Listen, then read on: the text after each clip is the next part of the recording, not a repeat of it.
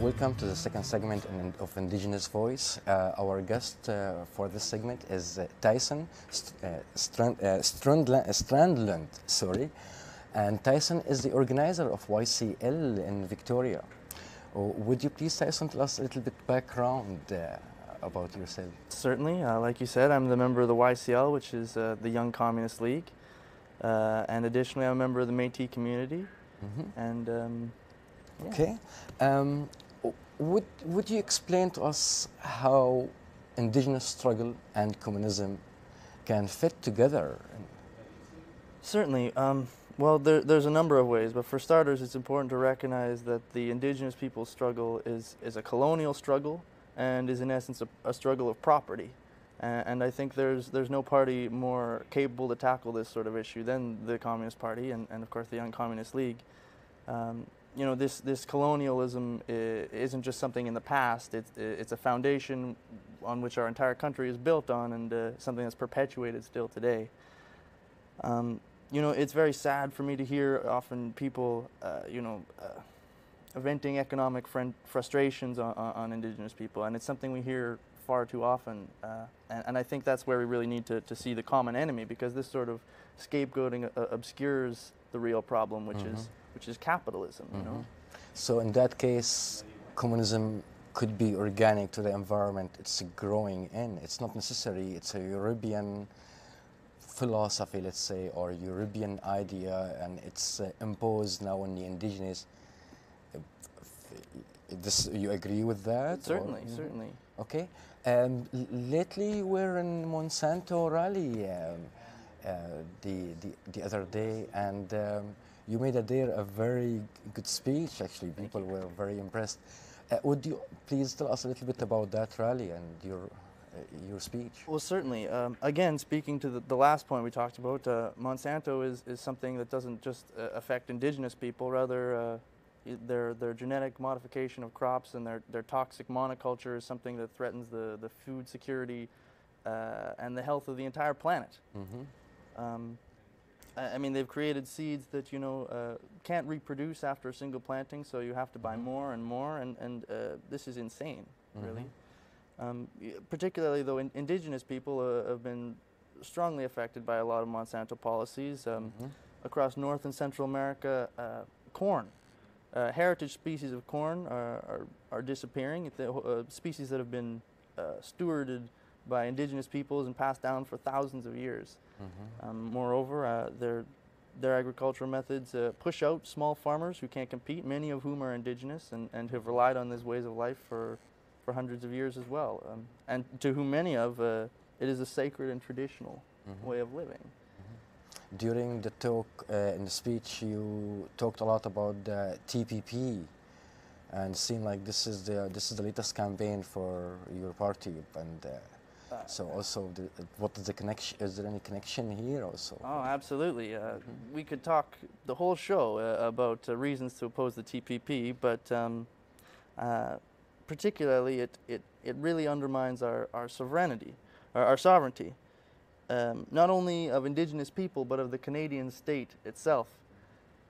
The deal favors the export of raw resources, particularly from forestry and mining sectors, and not only that, it is completely indiscriminate towards whether they're exploiting from ceded or unceded territories, and just as ruthless to Indigenous or non-Indigenous people. This is the language of capitalism, only really sees profit. Additionally, this totally removes our ability to provide environmental protection. We can be sued for anything that might inhibit future profits under the TPP. Presently, the Obama administration is being sued for $15 billion, in fact, under NAFTA, which is nothing compared to what we can expect under the TPP.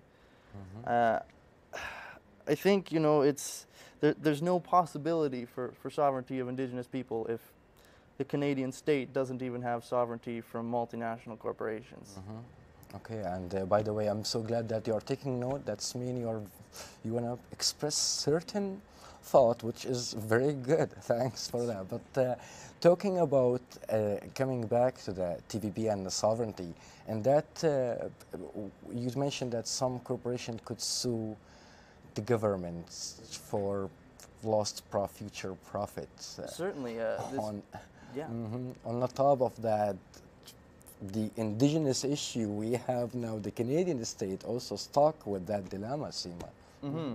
Yes, it certainly makes it far more difficult to solve because we haven't even dealt with reconciliation and justice and acknowledgement of the Indigenous issue, and yet we're handing our sovereignty away to these corporations who certainly have no interest in any of our well-being. And suddenly we have both Canadian state and indigenous people facing Here we are. the same enemy. Okay, wow. Anyway, now talking more, just also you ran for MB in last election, and would you tell us about this experience? When you were riding, I think it was Esquimalt, Saanich and Sioux? That's right. That's right. Certainly, it was a little different experience running as a youth and as a communist, and we had some successes and we had some things which we learned from.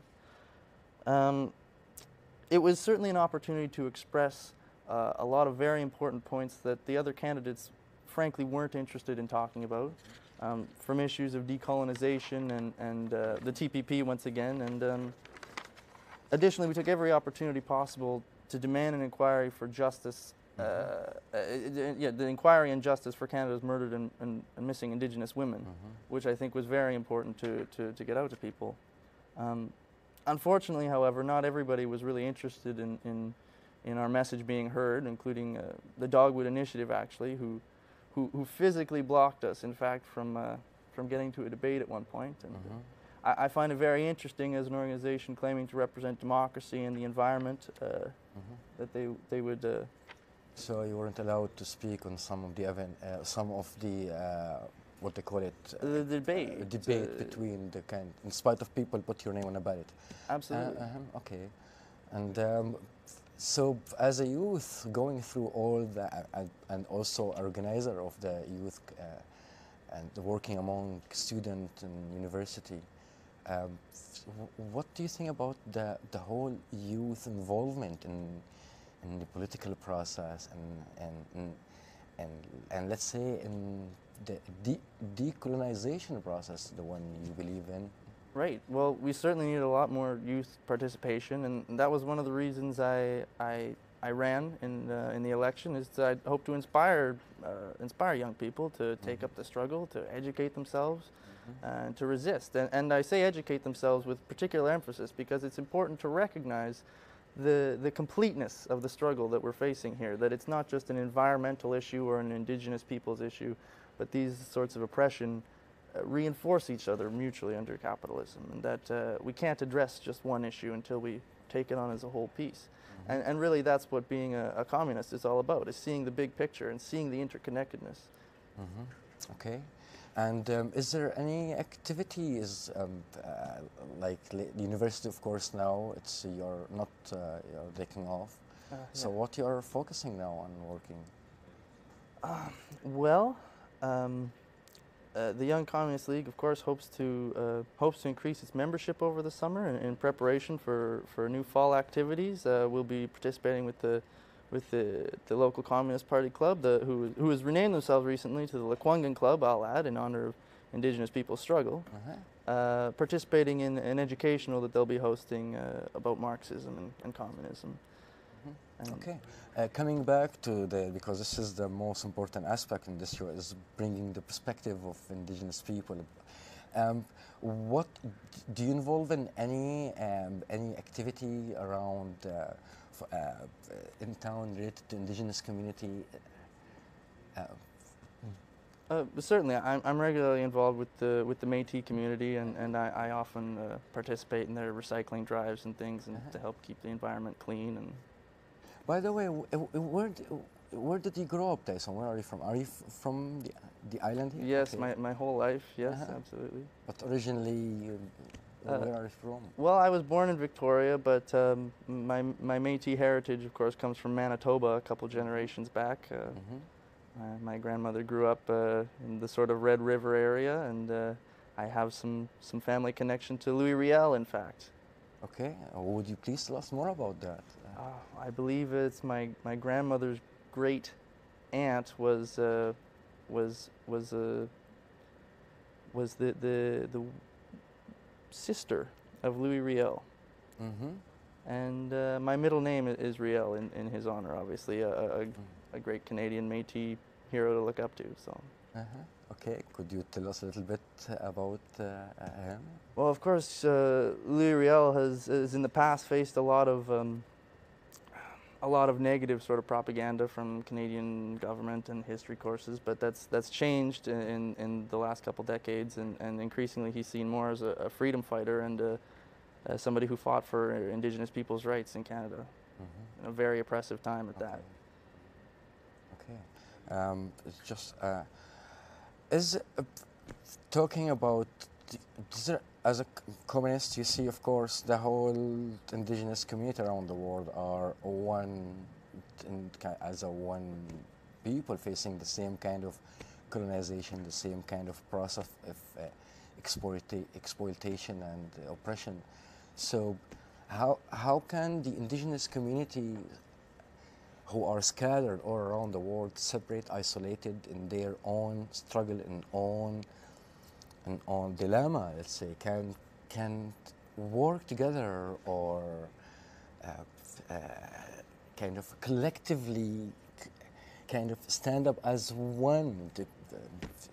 Especially I'm saying that because you're coming from the background of talking about, as a communist, the whole worker or the whole oppressed of the people is supposed to be one. And so what's your take on that?